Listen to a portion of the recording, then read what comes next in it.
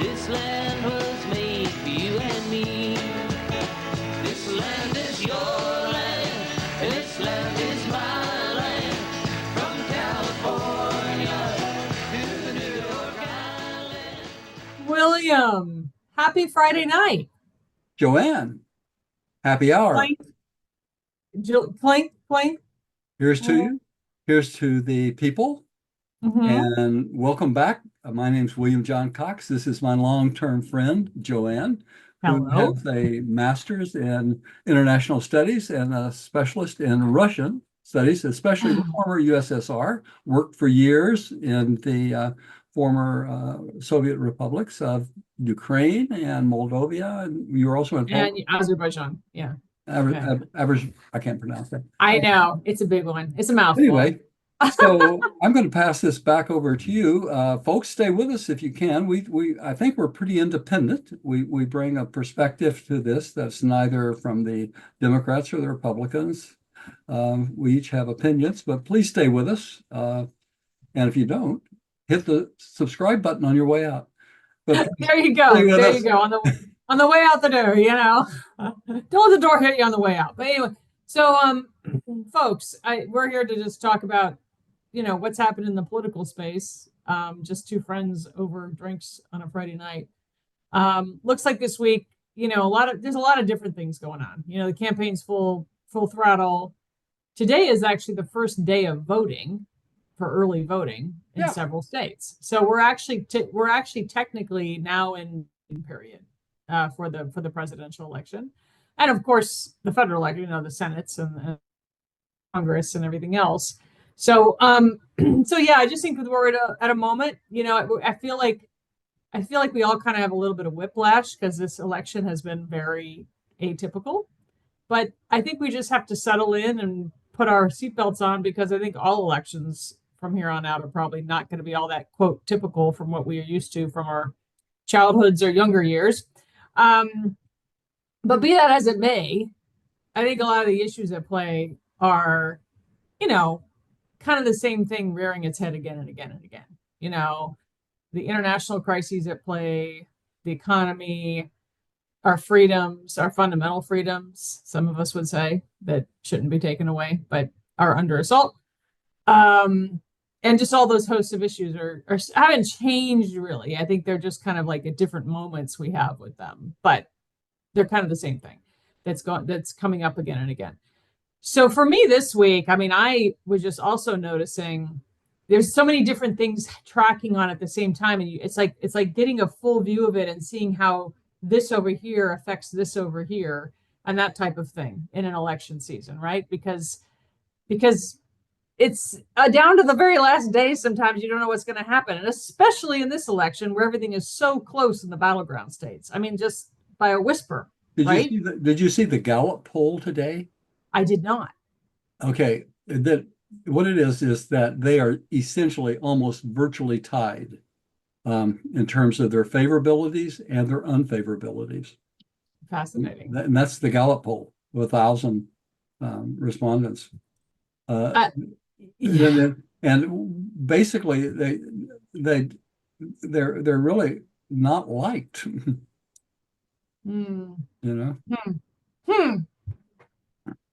That's so interesting, because the narrative is about, the energy behind Kamala Harris's campaign and all this sort of thing. Like, that's the narrative, right?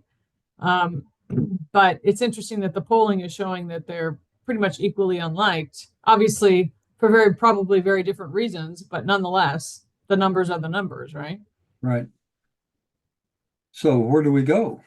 Well, to me, I just wanted to say a few things that happened this week. I just wanted to note, which was that has an impact. And anything happening right now has some kind of either large reverberation on the election or small. But one thing was the drop in the interest rates, right? There was a massive cut in the interest rate that was larger than what people thought would happen. And it's, the economy has been a weak spot for Harris, just because of inflation and everything else during the Biden years. So I just felt like that was a little bit of a shot in the arm, frankly, for the Democrats. Well, I think it'll help maybe with the ability to buy a house. Yeah, That may help there, but it's also it's showing a reversal. I don't think the Fed would do this politically. I mean, they're pretty apolitical. They're just a bunch of I think they bankers are. that are going Yeah, to do what's best for the banks. So, that's well, I right. mean, really, I mean, That's the true. Fed is owned by the banks. I mean, it's not Exactly. by the United States government.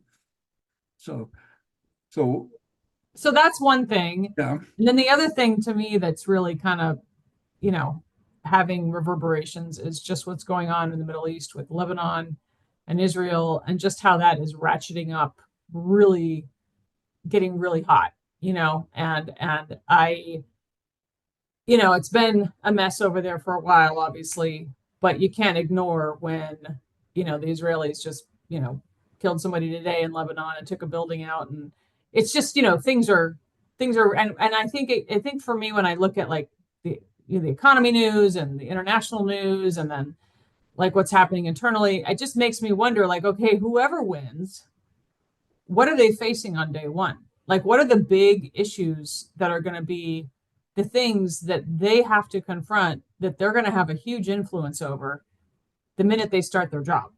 And internationally, I've said several times, I think that foreign policy is a huge thing with the president. The economy, of course, is always going to be a big issue for the president, whether or not they have a lot of influence over it or not. Immigration.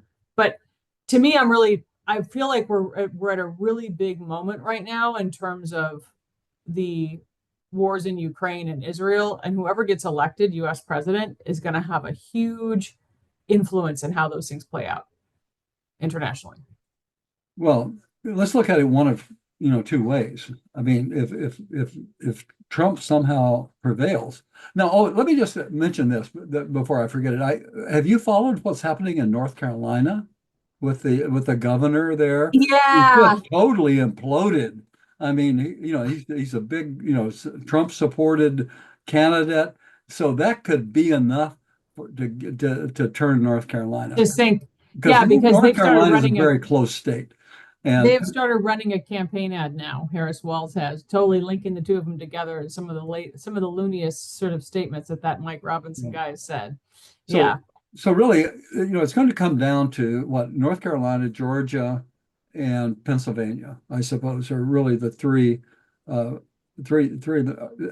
let's say Georgia, Michigan and Wisconsin are really yeah, important but because it's if the just Democrats lose them, I don't know if the Democrats can win no. if they lose Michigan or Once they lose Wisconsin. Michigan, right, or Yeah. another large state. Well, so 4 more years with Trump, I just simply don't know how to imagine it going, to be honest with you. Uh, I would hesitate to even really try to think about it. I I can more easily think about if Harris wins, and Hmm. that is that, as you say, it's going to be a monumental task, Oh yeah. facing her. But the thing that, my whole thing is background is law enforcement. Hmm. My work in doing the Holocaust case, and it deals with the radical right wing of this country. I mean, we dealt with that in the Holocaust case. It was the Liberty Lobby. It was the Populist Party, Willis Carto. At that point, It was denying they they denying the were Holocaust. Holocaust deniers, but they also really what they were, and there's a certain analogy here. They were political pornographers in a way. Whatever you hated, That's a good term. they had a publication for you. So it wasn't just anti-Semitic. They also had one that was a black, Racist. Yeah. the National Alliance, and so that core is what has now exploded into the era of the internet and social media. And And Trump, right? I mean, like well, they felt emboldened. well, yeah, I don't know that Trump actually, when he started, had any real awareness of these people. I'm not so sure that he even understood that he might come to receive their support, except that he knew that he was going to take on immigration. I mean, I think that was his key Right. point, that rapist coming across the border, that was his announcement. And so you can see that that's now magnified in spades. I mean, as to what's that coming into this campaign. So if he loses, that's not going to go away. And in fact, he's not going to accept the loss. I don't think, no matter how. No, It's not going to be a landslide. So he's not going to accept it. He's going to continue to advocate against the government, which he does. So I don't know. It's going to be a pretty dismal time in this country, I'm afraid. That's internally. That's not talking about the environment, externally, foreign policy, and all of those really important things. So, but do you think that I get that, I understand that I'm not somebody who's studied or interacted or had to interact with the right, these right-wing sort of like threats like you have. But do you feel like that they in and of themselves are strong enough to really present a threat to the internal coherence of the country? I mean, I understand there's right-wing militias, but do you think that they're strong enough and big enough to really present like an internal threat? Yeah. A security threat. Yeah. Okay. Yeah, I think that what you have is think of Timothy McVeigh and the Oklahoma City bombing, and do that, multiply it, many times. I mean, because today you have many more former military people who are well trained and we're just awash in weapons.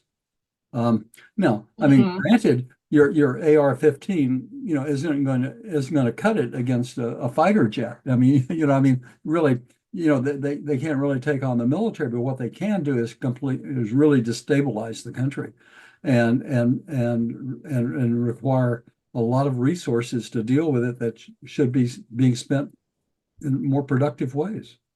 I don't know. That's my fear coming out of the election. I think that probably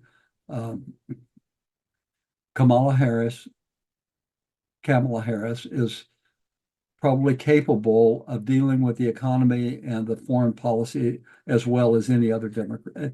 I think, or at least not in a horrible, she's not gonna, maybe she wouldn't be brilliant at it. Maybe she would be, but maybe she wouldn't be brilliant, but she wouldn't be a wrecking force like Trump would be. No, I mean, she's basically going to, support the status quo. I mean, we're not going to be pulling, we're going to stay in NATO. We're going to do now. So how does that play out in the Ukraine?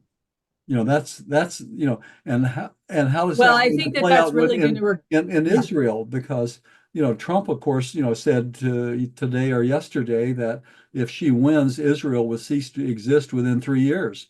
I don't think that's the case, but what it does mean is that she may have more control, try to exercise more control over Israel than Trump ever would.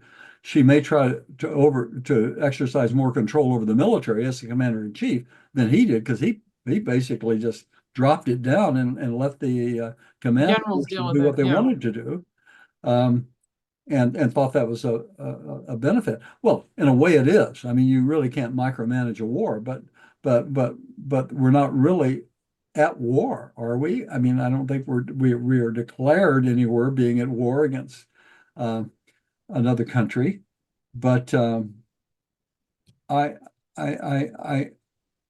have fears. The greatest fear I have is just a breakdown of law and order. Right. I mean, just plain simple. People kick in your front door, come in, take your stuff. You can't call the cops because the cops are just overwhelmed. They can't respond to it.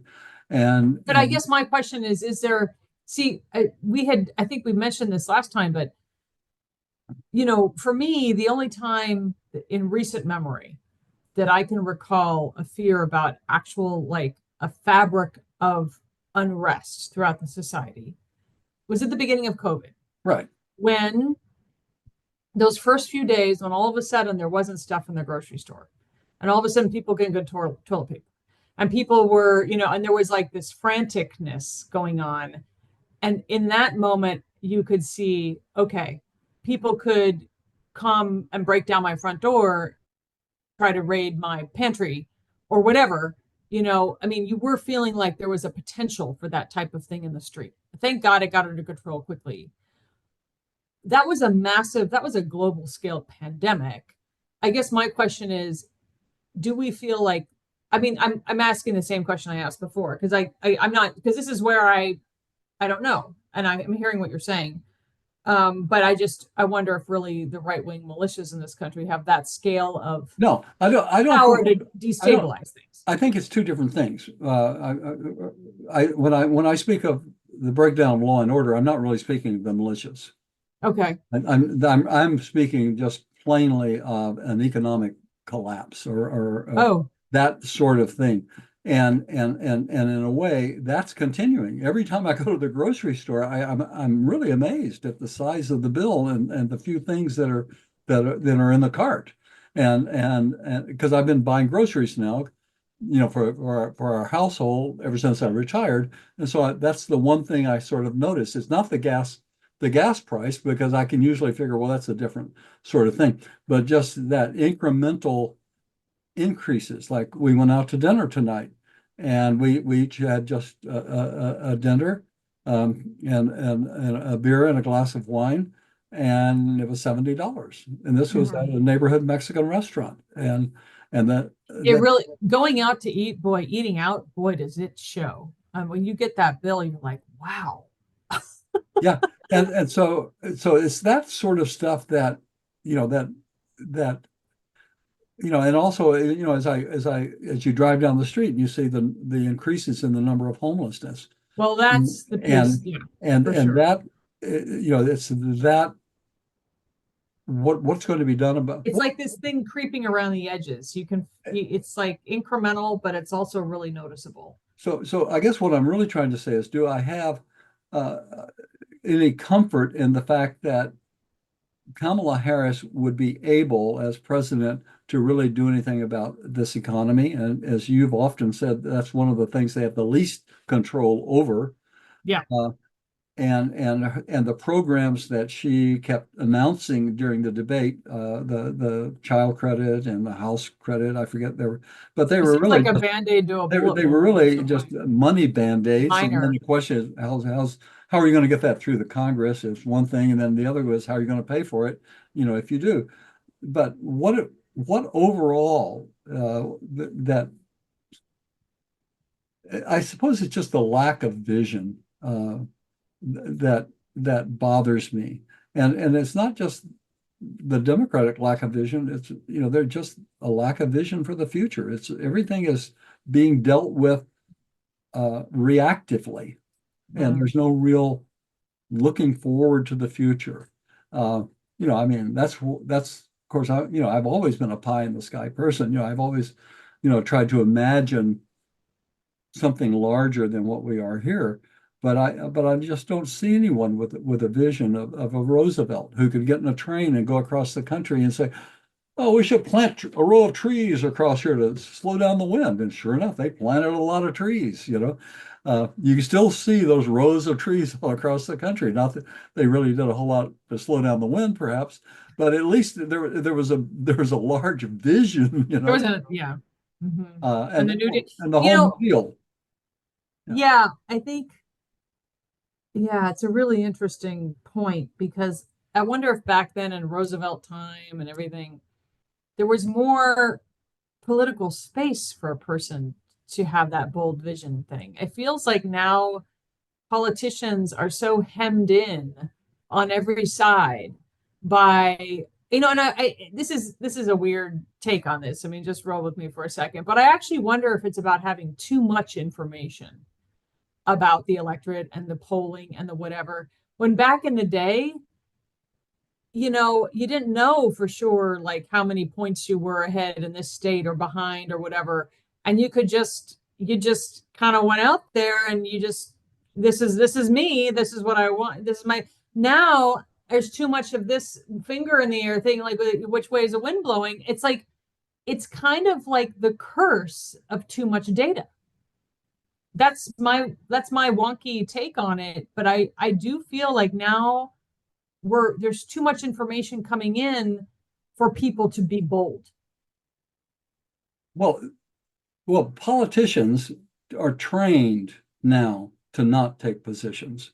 If you take a position, you lose votes. That's the only thing that's guaranteed if you take a position is you're going to lose votes. But then why is it that Roosevelt got elected 4 times? I mean, he did take positions. He put the New Deal, for Christ's sake. He got us into World War II. I mean, you don't do things like that without taking positions. So this is where I'm saying are all the political consultants people consulting us into such mediocrity that there's no boldness, there's no vision, there's no charisma, right? To link to, because I don't know that, I mean, don't think for a minute that I'm trying to give Trump a whole bunch of credit here, Bo, but because of the level of his narcissism, there's a certain, he is disciplined at times and he is a good communicator in some ways, but because of the level of his narcissism, I don't know that he can actually really take advice, political advice, the same way that other normal people would. So he has some moments where he's actually more charismatic than they are. Well, I think that he takes advice, but it's whoever is the last person that has his ear. I mean, because it changes, and now he's got this woman traveling with him. The blonde? No, this is the woman who has obviously had way too much work done on her face. I can't think of her name now, but she's the one who whispered in his ear about the cats, the Haitians eating the cats and dogs in Ohio, and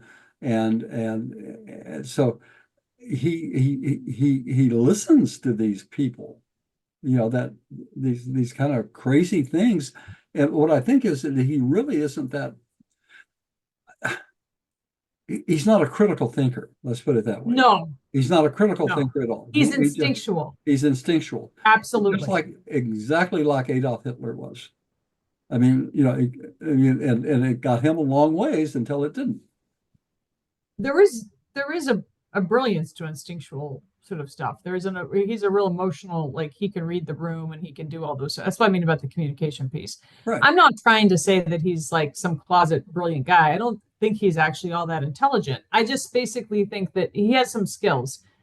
But I guess my point is, I feel like aside the political landscape as it's developed now in terms of professional politicians, we have made, like you say, you can't take a position or you lose votes. I mean, like, what does that say though about about who's running for office? I mean, we want to know. I mean, for instance, Kamala Harris, they get annoyed because she keeps on saying, I want to way forward. She's ever taking a position. And that really kind of like gets under people's skin. But that's what they've all been politically consulted to do. Well, what it really gets back to is that we have to change our government. And that's exactly what you and I have been talking about. The overview of this is an evolution of our government to one that really is controlled by the people and not corporations. And up to the challenges, hopefully. Well, yes. Up to the challenges that are in front of us, because we don't feel confident that the government we have is up to the challenge. No, it doesn't feel like it is. No, we need it. We need, well, I don't know. We need so much, and it's I do get awfully depressed when I see these large crowds of people who are really suspending belief. I mean, they're just accepting this without really thinking about it at all. And in my work in the Holocaust case, I've got shelves of books over here, and I've watched the movies of Hitler speaking, and when I look at all of this as it all comes together, it is just really frightening that even if Kamala Harris gets elected and has a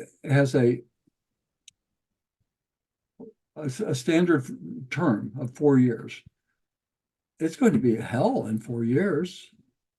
It may not be Trump coming back. I can't imagine Trump It coming won't be. back, but I can certainly imagine a J.D. Vance or someone like him who will just pick up the mantle and go with it. And that, again, that is taking this country and this people in a direction that is heading for destruction. It is not moving in any direction that is, I don't want to use the word progressive, but that is actually moving toward any real goal that is something more than what we have. I mean, I think that we all want for our children a better world, a better place. I think that's what we find with parents all over the world. So Mhm. I think that's what we as a people, all of us want, is that the next generation is suited to take their place in society and in the world. And I don't see that happening today. I feel like we're losing it. We're really, it's retrogressive. And I wrote about that in in just a synopsis.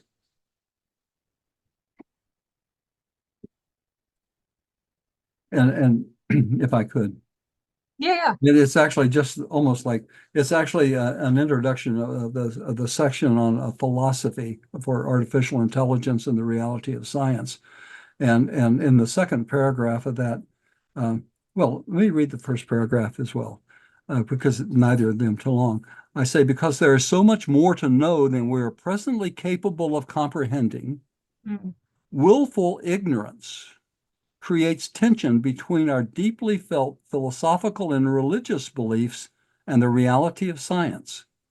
As we reflect upon a wasted century of corporate, robotic, industrialized war and the criminal abuse of science, complicit in the wanton slaughter of 100 million people and the great game of nations. As we gaze into the abyss, witnessing the horrifying spectacle of last century's deadly history repeating and magnifying itself from Warsaw to Gaza, and from Russia, from Germany invading the Ukraine to Russia's invasion of Ukraine, from incinerating Japanese cities to test atomic devices, to using AI and computers to target missiles and drone attacks in the regional wars that threaten to go nuclear, all of which risk human annihilation and the loss of all that is dear. So what it is this, it's this, it is this stage that we are at that is so incredibly fragile, because we have taken this knowledge, this great knowledge that we have, and we've created these devices.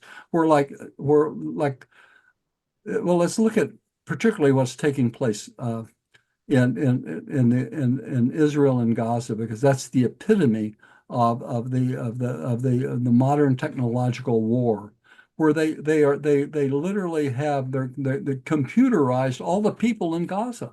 They know their names, they know their families, they know their relationships, they know their addresses, and so they can target a person just like here, and it's just they're using computerized AI targeting. And that's why they will just blow up a tent where all of these people are huddled, because they have information that someone who is related to someone that they have on a list is there. It is the insanity of all of this, the ability to use this incredible weaponry we have, that just really kills people indiscriminately. And when it does that, it kills children and babies, and it is just there is no justification for this. There can be no justification for Right. this kind of war. No, at all. It is it is just really unacceptable, and it is ruining us. We have no chance to evolve really as a humanity. We're losing our humanity, I think. Hmm. I don't know. Hmm. I'm really worried, Joann. I truly am. I understand. Yeah. And it's, I think when you see this sort of confluence of different things happening to, like the AI, the international destabilization of, this and that, you see all those things kind of lining up. That's when you start to become really, afraid for what could happen next. And then on top of it, you're looking at who will be leading us. Who will be leading us? And one of the things that at least I have felt some comfort in the past, when we have had, a lot of moments in the last several decades when you've had real moments of fear of what's going to happen next. I've at least felt it various times. I felt that at least we had people in charge who were astute and really well informed. And maybe I didn't always agree with their ideological bent, but I had faith that there was a kind of reservoir of intelligence across that, body. And that's where I feel like and emotionally balanced. Yeah, They didn't get to that point by being nuts. exactly. It was So hard work, mature work. And they built up skills and they built up coping mechanisms and they built up, and there was a level of kind of like a level of competence in difficult things that you could at least know, whether you agreed with them or not, you could at least know that was at least there. And that's where I feel like we've gone off the rails with the Trump era, because there's like appointing people to random posts because he feels like it. And so that's where you have the real deep destabilization happen, and this sort of like creeping fear around what's going to happen next. And I think that ultimately, I get down to, for me, I mean, to get through these sorts of things, I don't think there's another way around it, but to kind of like deepen your own philosophy about, and your own faith in what, and the good that people are capable, because you can look across, like you said, 100 years of war and everything, but there's also been kind of amazing things that have also happened in the last 100 years too. We can't take it all from one perspective. It's really easy to fall down that rabbit hole though, but we have to just try to keep our perspective balanced too. So that said, I think we're at a moment where the gathering threats of climate change and other sort of threats have become more and more menacing over time, that we are at a moment where I think there is a general deep fear and perhaps some nihilism about what's ahead, and that. So I think that for me, I think a little light there, a little light around that is that I do feel like people in this election are responding to not wanting to be so negative. They are responding to the joy thing. They are responding to there's an emotional element happening in this election, because I don't think we as humans can just sit in the dark forever. I do think that there is a sort of like need to move through and switch things up and not be, so I do feel like that's one reason why there's been this positive reaction to at least the emotional tone of the Harris Walz campaign. And I do feel like that's there. And I for me, I find at least that somewhat comforting, because I do think if she does win, that's going to be part of it. Part of why. Yeah. So that's there isn't a ton of succor, I guess you could say, to take from all these things, but those moments that and maybe you have to search for those golden happy moments, but they are there if you look for them. Well, you're absolutely right. We've made tremendous accomplishments in the last 100 years. I mean, not just in science and technology, but I mean in human rights, and I mean the world's entirely different. But Totally. all of those things that are improved are the things that are most at risk and are most fragile and the first to go. I mean, those improvements in the rights of women and the rights of minorities and so forth can put us right back under the slavery of the technocrats. I mean, we can have a very scientific and technocratic society in which a majority of the people are slaves.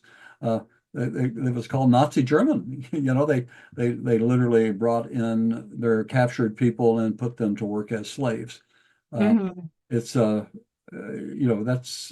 that's not impossible to think about occurring again. I mean, it's so Yes. yeah. So I don't have a lot of answers tonight, Joann. That's all right. I really don't. I feel that this election is critically important. I see it appears that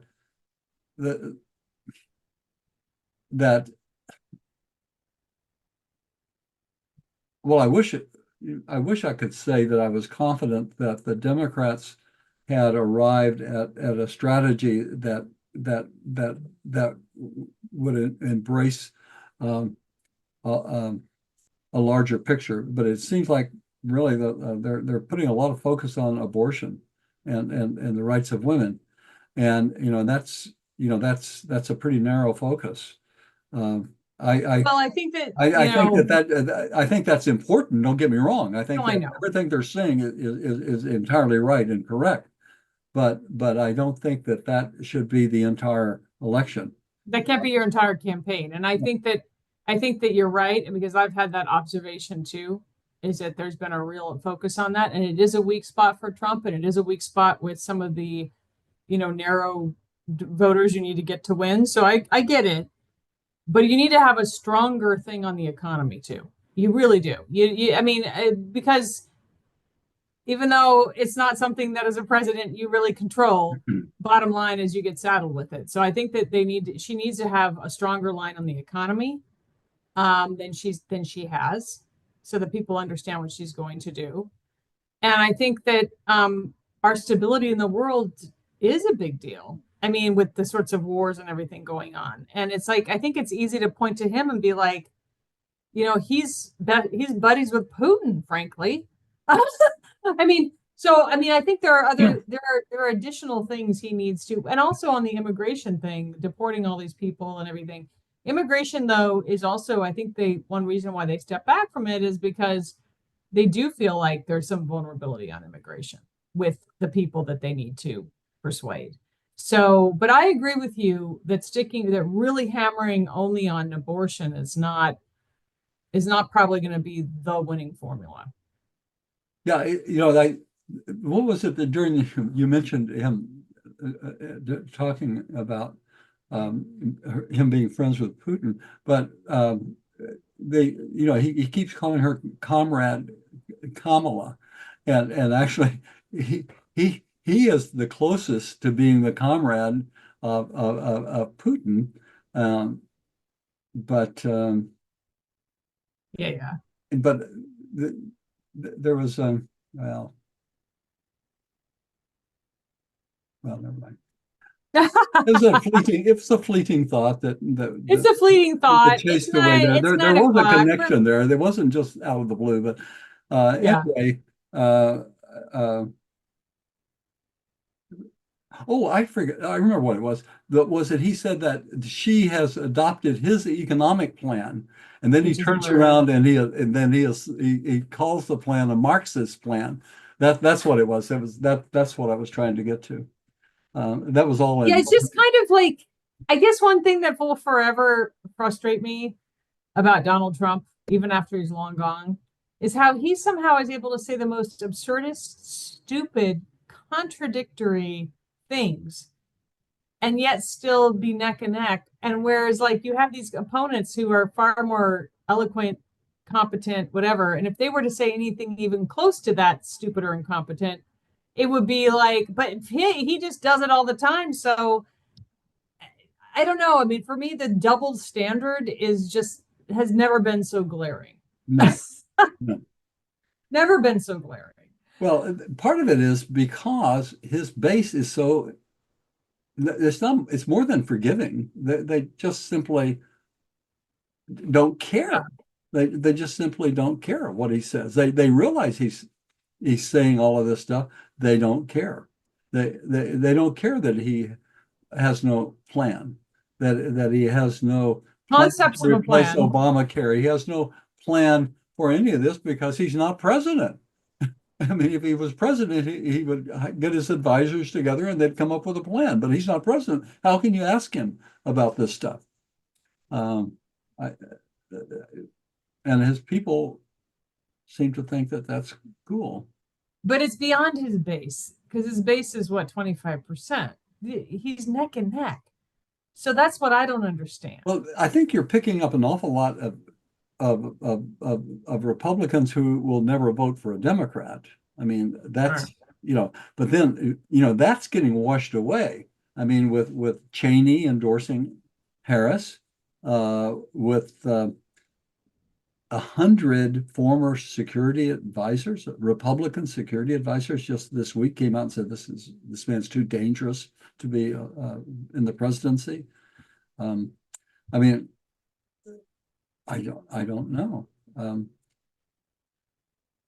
It's our political landscape is fascinating. I'll leave us with this. So tonight, my usual PBS NewsHour. We solved nothing tonight. Oh, no, there's not. Yeah, I mean, well, like, do people ever, when they're sitting around for happy hour, they're just kind of like, the point, folks, is to just have a place where you feel like you can just talk it through and like marinate in it and sit with it. It's okay, and it's a safe space. That's. But I was just gonna say this is that with in some of these states like John Tester, in Montana and other places, they're trying to say the split vote thing, like Sherrod Brown in Ohio. It's like they're running ads that are saying, I'm a Republican and I'm going to vote for Trump, but I'm still going to vote for Sherrod Brown because he's on X, Y, and Z. So it's just like this absolute in these red states where you've had these people somewhat miraculously hang on to their Democratic seat because they've been able to straddle the fence for so long, running these ads. That, I mean, it's just fascinating, really. In the local level, not so local, but the statewide level, fascinating stuff. So anyway, all right. Well, William, Here we are. Nothing has been solved. Nothing has been solved, but well, folks, we're back at this point that there is the couple of websites you might want to take a look at. If you go to WilliamJohnCox.com, you can get all of my books, particularly Transforming America, the Voters' Bill of Rights. I recommend that. I still think that's a good book. It gives a good history and a good background, and for understanding why we should have a national policy referendum so that we, the people, make the policy for our government, and then we elect representatives who will effectuate our policy. That's been my gig for 40 years, ever since I sued the government back in 1980 or 1979 or so. Anyway, that, and also mindkind.info, any of my books on Mindkind. And certainly for more information on the Voters' Bill of Rights, go to thevote.io. And then when it comes right down to it, what do we say always? We always say, yes. To the people. To the people.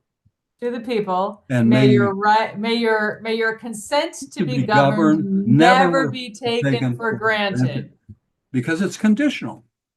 That's right. We don't have to live with this government. We can change our government without changing the Constitution, having a revolution. We can just change the way we don't have to have a two-party system even.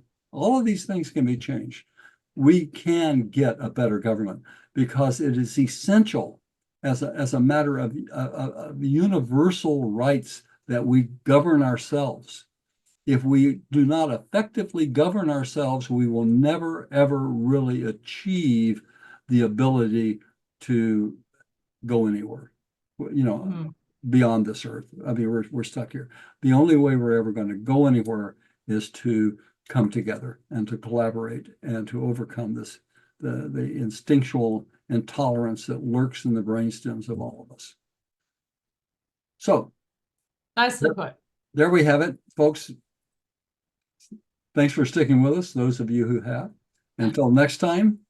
Until next time. Bye-bye. All right. Cheers.